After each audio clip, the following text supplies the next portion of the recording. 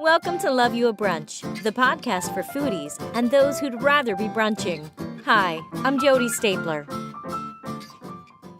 I am speaking with Jane Hornby. She is a food writer based in the UK. She is a recipe creator and a cookbook author. And she is talking to us today about her new book, Simple and Classic, 123 Step-by-Step Recipes. Thank you for joining me. Thank you. It's great to talk to you. Yeah, well, so I love this book. And it honestly, if you're someone who loves order and seeing things that are nice and clean, this book is a joy to look at. The pictures are awesome. So tell me about how you got started in being in the food industry. Now, I understand you worked for the BBC's Good Food magazine. Now, what exactly is that? Oh, right. Well, the BBC Good Food magazine is basically the best-selling food magazine in the UK. Okay. And it's kind of a global brand now as well. They rolled it out all over the place. So our recipes pop up in all sorts of different incarnations of BBC Good Food. Yeah. But essentially, it's the number one sort of home cooking magazine where they have various different features from, weeknight cooking to entertaining, but always with a kind of nod to helpfulness, bringing new trends and innovation in, but also remembering that these are home cooks at the end of the day. Right. And we don't have chef's equipment at home. And not everyone lives in a central London, or a big city. So it was a great title. And I actually left there 10 years ago now. Wow. So I worked for them for, I think it was 6 years. Prior to that, so basically I was unhappy in a job, decided that I just had to itch that scratch of wanting to work in food. And I took myself off to a cookery school called Leith School of Food that's here, based in London. And really that was it. That was like my year off, my gap year, my whatever. It was my traveling. It was because I didn't do anything like that when I left school. Yeah. Went to university. So that was my year of sort of fun, and it was just amazing. I had the best time, and from there I managed to just find my groove, and I got various assisting jobs and started to work at Good Food and went freelance for it. Then came back and got a real job there, and stuck around for quite a long time. Yeah. So, You've written quite a bunch of cookbooks. So is this your fifth or sixth? well, this is actually the fourth for Fourth. Phaidon. Okay. Yeah, but I've sort of edited quite a lot of other ones. Yeah. So yes, I've been a freelancer, freelancer food writer since leaving Good Food magazine in 2009. So since then, I've done quite a lot. You're right, and the Phaidon books have been a series. They're called What to Cook and How to Cook It. So we did the first one was simply called that, What to Cook and How to Cook It, which was a raft of recipes that you like, but you don't know how to make, if you know what I mean. Like a roast chicken and macaroni cheese and things like that. And that really did really well with beginner cooks, because it really was that kind of home library of stuff you need to know, whether you're starting a family or whether you're leaving college or whether you're older and you just haven't cooked and you just decided that now is the time I'm going to learn. And then on from that, we did Fresh and Easy, which was another What to Cook and How to Cook It title. And that was more focused on spring and summer food, including things like grilling. We call it barbecuing, grilling. And, summer desserts and lovely fresh flavors and lots of asparagus and, greens and things like that. And then there was What to Bake and How to Bake It. And that was my baking book. That was 2014, I think. Wow. So there was that. And then very nicely, Phaidon said to me, we'd like to put a lot of these recipes together in one big tome. Let's do it. So that's Simple and Classic. So Simple and Classic is a really nice compilation of the best recipes from those 3 books, put together, like you said, in a really, really super clear, simple step-by-step format. Yeah. Sort of like It's beautiful. And I was watching a video, I guess, of one of your books being created as far as you were cooking and each step, and then they would take the pictures. I'm not sure which book it was, but it was so interesting to watch. So how long does it take to put something like this together when you're doing it that way? Oh gosh. Well, trying to remember now, because obviously this time round it's different because we're Yeah. using the content. Um, uh, it was a shoot was about 6 weeks. Wow. Um, so that was with me doing the food styling and working with an assistant, doing everything overhead. Um, it's very the de rigueur now with Instagram, etc., and blogs. You see Yeah. everything's on like flat lay overhead. Back then, that wasn't such a big thing, and we wanted to do really super accurate and lined up. Yeah. I mean, you're trying to be accurate from a distance, it was quite tricky. So all those ingredients, the ingredients in every recipe are lined out, so you can see exactly what each one is. If you're a beginner and you're thinking, what on earth is, I don't know, we might Yeah. say, what is what are sugar snap peas? Right. There they are in front of you. And you can tick off the ingredients as you go. That was the theory in the beginning for the first book, and that video is from the first book shoot, I think, actually, the one you're referring to. Yeah. So yeah, it was 6 weeks, and that's like a lot of cooking. There's an awful lot because you're doing step by step. You have to have a dish ready in like various forms. Because if you were to wait in real time, it would just take far too long. So you have to get everything Right. prepped up. Yeah. And if they and in the middle of the process, if like say you're not cooking something, it could get gelatinous or it could change, the way it looks because it's sitting around. So you kind of have to be prepared for that. Yeah, I mean, as part of my other non-book life, I work for lots of different magazines and titles in the UK, and my role is I'm also a recipe writer and developer, like you said on the web, but I also do food styling. So as a food Mm. stylist, your challenge is to keep food looking good at all times, Yeah. and you do develop your own ways to um, try and stop that from happening. But you're right, I've got to be true to the reader and the person looking at that shot to make sure that it looks as good as possible without fiddling with the recipe because that's not really allowed. Right, right. Yeah, And the book yeah. is honestly, it makes everything so simple. It is something that I could probably give to my child as they're going to college on their first time on their own so that they can look through and learn how to make everything because the pictures do take you through each step, which is Mhm. so awesome. Yeah, and we wanted to kind of. There are other step-by-step books out there. Obviously, it's not a new Yeah, idea, but the thing about it is that it's written as if the idea is that I'm there with you, saying, "Now look at that bit of tomato. If you cut it that direction, it'll. If you chop your asparagus, tips off like this, and if you sizzle the bacon so it's exactly that it looks like this." So it's almost like they say a chef at your shoulder. It's like if I can't be there with you cooking, I'm hoping this is as good as you can get. And like you say, you can send off your son or daughter to college with this book and with confidence that they are going to know yeah. exactly because the visuals show you what the words are saying. Right. Well, Um, and I'm thinking of like when I just married my husband, 20 years ago now. My sister-in-law had never really cooked anything. She was mm, never cooked anything at home when she was a child. So she had issues with cookbooks when they said like a pinch or a dash. And she's like, I don't know what that means. What does that mean? And this kind of book like puts that out for those people who do need those specific directions. yeah, I agree. Then that's really what I'm there for in these books is to generally hold your hand and say, look, we can do this. You can make wings and blue cheese dip, and you know, you can make a quiche. It's not that Yeah. hard. I'm going to be there with you all the way, and we're going to do this. Um, but also, I was going to say that as well as the beginner's angle, what we were keen to do with this book is to hone in on some techniques that perhaps we've covered in the series of books that apply or appeal to cooks that are quite au fait with food, actually. You like hollandaise sauce, and you know how to make eggs Benedict, but perhaps you need a little bit of help remembering the quantities of how much butter to egg yolk, that kind of thing. Do you know Yeah. what I mean? Yeah.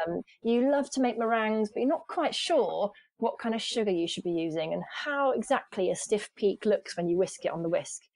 So it's kind of like almost like a ready reckoner as well for people on technique. And I think it has been appealing to people like that actually, who are a bit more savvy with cookery, but just want that little holding hand. Yeah, yeah, and yeah, and to Yeah. make sure that they're doing it the right way or the way that yeah, exactly. Yes. Yes. And I think also, I don't know if I'm waffling on now, but nowadays the immediate reaction is just to Google something, Right. you know, and unless you can find a trustworthy recipe, you don't really know if it's going to, you know, Yeah. perform for you. So I just think it's just nice to have something that is that kind of visual reference style, like that blogs and websites have these days, with step-by-step images that roll. But actually, you know, you can honestly trust these recipes. I've tested them inside out. Yeah. Yeah. Well, tell me some of the great recipes that are favorites in this cookbook. Yeah, I had a little think about this earlier on. Well, for me, I always have to say that it's the ones I cook the most, Yeah. because I actually do use it as a cookbook, and I'm a bit spoiled because I got my own little, you know, reference here. Yeah. Because like everybody, you know, now I'm a mum and I'm incredibly busy, and I cook and I write about cookery all the time, but it doesn't mean I don't get stuck. You know, it sounds crazy, but I'm often working on a season that's not happened yet. You know, Yeah. I'm thinking about stuff for May and summer at the moment, and I'm stuck in February, and I'm thinking, what on earth can I make for, you know, Right. this meal, that, you know, that person's birthday cake, etc. So recipes that I make a lot, I was thinking there's a fajita recipe in there, chipotle fajitas. We make that Mm. all the time. That's one of our classic like weeknight things. And you just ramp up the chili heat depending on who's going to be eating it. And I change it to prawns. I do seafood. I do chicken. I do that sort of thing. There's a chocolate birthday cake in there. It's like a sheet, you call it a sheet cake, we call it a tray bake. Okay. And on top is like a malted milk frosting, Yum. just like little sweeties or candies sprinkled over the top. I make that pretty much every birthday we have because it's just the yummiest recipe and Yeah. everyone always asks for it. There's a lemon tart in there, a tarte au citron, which it's just really beautiful, like smooth lemon, you know, custard, and crisp, delicious pastry.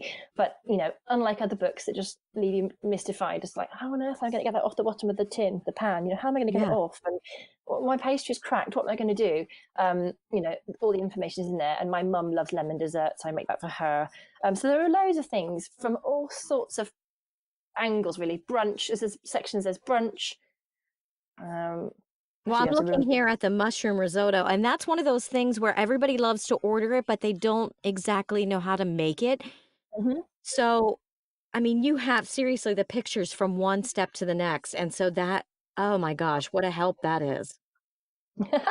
Yeah, we don't miss anything out. I mean, there was sometimes a challenge to get all the information in because obviously a book can only be so big, Yeah, and right. you could spin a recipe out indefinitely. You know, you can't literally say every single thing is going to be chopped in a picture. But I did really try that, and we tried to get all the information in there. So I'm now trying to find the risotto page that you're referring to, and of course I Oh, can't let's find see it. here. It is, I was flipping through again. So let me see. I was just on it. It is, oh, there's so many good ones in here. Isn't it crazy when you desperately want to find something and you Yeah, can't it's see it? page 152. Oh, thank you, Mhm. brilliant. 152. Yep. So this risotto, yeah, is a simple but like it's packed with loads of flavour because we've got dried mushrooms in there. And it's actually made with dried porcini, but sometimes it can be hard to find those. You can just find dried wild mushrooms as a mixture. Depends what your grocery store sells. Yes, and it takes you through everything from soaking those mushrooms. It tells you about, you know, don't chuck all the mushroom broth that you just made into your dish because the bottom's going to be gritty. You don't want to have a gritty risotto, so reserve that little bit at the bottom. You know, how to soften the onions to the right level, how to make sure you know the rice is ready before you add the liquid, and then the stirring, stirring, stirring. And because this is a really classic, nice, sort of rich risotto, it's finished with some butter and let to kind of butter and parmesan. You just let it sit for a little while before you serve it, and then you top it with sautéed mushrooms. So it's like layered with that umami, you know, Yeah. umami. It's really good. So yeah, I make that quite a lot in the winter as well. Yeah, Yeah. I mean, like that's one of those things where I've always tried to make and I never quite get it. So I'm really excited to try this with the pictures next to me while Ah, I'm doing it. except what I should have asked you, I don't know if you, I should have asked you what kind of cook you were before I talked to you about No, the book. that's okay. That's really Well, interesting. Yeah. My kids now are much older. My oldest is 19. My youngest is 9. I have 4. And so it's gotten to the point now where I'm cooking what they're going to eat. And it's, I don't even cook for myself anymore. It's just like, what will they eat? So it gets a little boring and we get into ruts. So I love when I'm looking at these cookbooks and I get to see some new ideas because you do after, like I said, I've been married 20 years. I've been making the same thing over and over. Yeah. I mean, I'm a bit the same. I've got our little boy is 3, Okay. and I'm sort of What a I'm a bit great stubborn. age. Oh no, he's hilarious. I'm pretty stubborn, and I'm refusing really to make separate meals for us all because Yeah. I just can't do it. There's not enough time in the day. Right. So I'm doing the same thing. I'm trying to find things we can all eat together, and then kind of zhuzh them up for us, Mm. adding like the fresh herbs and the chili on top, or whatever it might be. Um, and you do sometimes have to just think, okay, little kids really love things that got canned tomatoes in it, don't they? They Yeah. love tomato sauces, and there's recipes for that in here. There's um, stuffed chicken with cheese, chicken parmesan. That's what I'm looking for. The word I'm looking for. Mm. He loves hummus, so there's some falafel in here, just some really simple falafel that you make with carrots and chickpeas, and Wow. you blitz them up. They're not deep fried; they're just cooked in a pan, like a frying pan. Um, and so those flavors he's familiar with. He knows the hummusy flavor of chickpeas. He likes the flatbreads. So we can make it work. He loves carrot sticks, this sort of thing. So it all works together. And we're getting something we want. We're getting something interesting. Yeah. And he's getting what he needs and knows that, so it's a kind of a nice book in terms of crossing over actually with family food. Absolutely. Yeah. Well, I'll be honest with you. Like I said, my oldest is 19. He's in his first year of college, and then next year, I have an 18-year-old son as well who will start college. And Mm. um, this, especially for my 19-year-old, who is he's known for not cooking. Yeah. So this to me is like the perfect book to give him because he can look and see, okay, so that's how it's supposed to look at this stage. Yeah. And it's such a joy for me to look at this book. It's so beautiful. Oh, that's nice. Thank you. Yeah. That's good. And then also I've tried, I think awful lot of books don't tell you what things are and what to do if something goes wrong. So Right. when he sat there in his room at college thinking, oh, I want to make this recipe, but I can't find fresh thyme anywhere, Yeah. or fresh rosemary. And the book will say, or you can use um, dried thyme, or skip that altogether and use this. It's kind of trying to be helpful information just so that you're more likely to actually cook it. Because I think if recipe books start calling for all sorts of mad ingredients, and don't get me wrong, I've got a whole library here of Right. amazing cookbooks that I use, Yeah. and I adore to cook. But I know that readers who want to read my recipes and cook my recipes are looking for something that's really reliable, is something that's going to work, something that's going to be tasty and a little bit unusual, but not all that, not really outlandish with 65 ingredients in it. You know what I mean? It's got to be Yeah. fairly simple to do.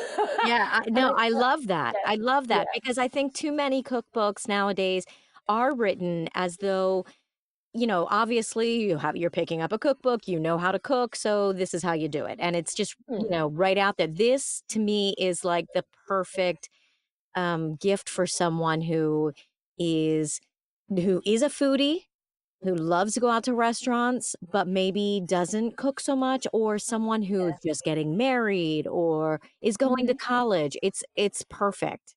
Hmm. I agree, and I don't know what it's like over in the States, but we're not necessarily taught to cook anymore here. Yeah, In school, you don't really get taught to cook. right. It's and the skills are sort of slightly dwindling, and a lot of people do rely on bought food, because we haven't got time, but also because the skills aren't there anymore. Uh, It's true. you know, Yeah. so I'm just trying to like you're saying, like your son going off to college. It's really nice to think that actually you might be helping somebody on their way in life, learning how to cook and just have a basic repertoire. Absolutely. You haven't got to know how to cook all 123 recipes off by heart. It's just about having that kind of like armory of, yeah, I can make a tomato sauce. Like, yeah, I can make a chicken pie filling. Yeah. you know, Yeah, yeah, I because can. often Yeah, people don't yeah. realize that they can do it. It seems, No, because it no. hasn't been something that people are doing because both parents are working and we're always so busy that they don't see their parents cook as much, and therefore they think, "Oh, it's too difficult. I can't Yeah, try it." And that yeah, I love yeah, that about this yeah. book. Yeah. And also you have that expectation these days of people don't want to try something and it to go wrong. They want it to go exactly right first time Yeah. because we don't have time to get things wrong, do we, anymore? I mean, Right. that's which is mad because that's how you learn. Um, Yeah. in my book, but this book takes away that panic because you haven't got to worry because it will work. It's that it's all there in front of you, in plain English with a visual for each step. So visual learners will are really do really benefit from this kind of cookbook. Absolutely. Um, And you yeah, have yeah. tips you have a lot of tips in the beginning too on how to make the recipes work for you. And, if you're someone who cooks a lot, try this. But if you're someone who's not, maybe go this route. And so I do think that is an awesome part of your book as well. Oh, I thank to be you. honest, I'm gonna go out and buy all these books for my boys. Probably for myself as well because, like I said, you get in a rut and you kinda just cook the same thing, and I'm always like, "Let's just go out to eat," because I'd rather have something that tastes like it came from a restaurant, and I think these recipes will take my food to that level, so that's awesome. Oh, yeah, well, I mean, there are recipes that you'll recognize from restaurant menus because, um, sometimes familiarity is a really positive thing. And if you want to Yeah. make like I was just looking at the duck pancakes. Another journalist I was speaking to says, "Oh, I make your crispy duck pancakes all the time." And all you've got to do there is like slow roast a couple of duck legs in the oven for, it's really not that hard. And there's 8 ingredients in that recipe. That's all. Wow. Uh, well, obviously, you have to buy a bottle of hoisin sauce and some Chinese, pancakes, but Yeah. uh, there's not a lot to it, and you can recreate those flavors that you might want to have eating out, and that's been good for us because I'm always trying to recreate flavors that I want when I eat out because I can't eat Right. out anymore with not that much with a 3-year-old. Yeah. It's a lot harder than it used to be. Yeah, yeah. Yeah. Well, and your desserts look wonderful too. I'm looking at the raspberry and passion fruit mallow meringue on page Mm. 342. That looks like something you would get on a cruise ship or something at a very fancy restaurant. And That's the it. fact that someone can make that at home is pretty awesome. I've never been on a cruise ship. Should I admit that? Well, yeah, you don't have to be on a cruise ship to enjoy your pavlova. Yeah, we used Yeah. to have pavlova all the time as kids. It was one of my mum's things, but sometimes it can be a bit too. People feedback I often get is it's too like bit too creamy, bit too sweet. So actually, what I've done in this one is just made the filling half Greek yogurt and half cream, so it's a little bit less full on, and it kind of Yeah. lets the fruity flavors really shine. And yeah, the desserts and puddings section, puddings, so that's not a word for you guys, is it? No. Desserts Well, and baking. yeah, yeah. I have to say, uh, I was in England, I think it was last year now, and, I ordered a toffee pudding and thinking it was going to be a pudding, like the American pudding, and I was just very like a shocked when it came as yeah, like a cake. and I bet it was better. It was good, it was really good, but it wasn't what I was expecting, but it was really good. Yeah, because I call that a custard. What you were expecting would be Yes, like a custard. yes. So that's confusing, isn't it? Yeah, I was going to say that when I spent all that time at Good Food magazine, I got a bit of a rep for being the baking cake lady. Mm, So I do love to bake. I always have. It's what I do to relax. So the chapters um, with the desserts and baking recipes probably do sing. And a lot of the recipes are from the baking book, from What to Bake and How to Bake It, that came out in 2014. Um, and yeah, they are reliable and I use them a lot. And I just do love to bake. It's, yeah, yeah, I yeah. do too. There's something relaxing about that. Of course, I always make my children leave the kitchen and let me do it by myself. But, yeah, there's something very relaxing about it. Yeah, I'm just trying to show people that I have friends. Most people say to me, "I can't bake a cake. I do this. I just can't bake." And I'm saying, "But you can. All you need is the right recipe and just take a little Right. bit of time." Trying to like help people move away from boxes, Yeah.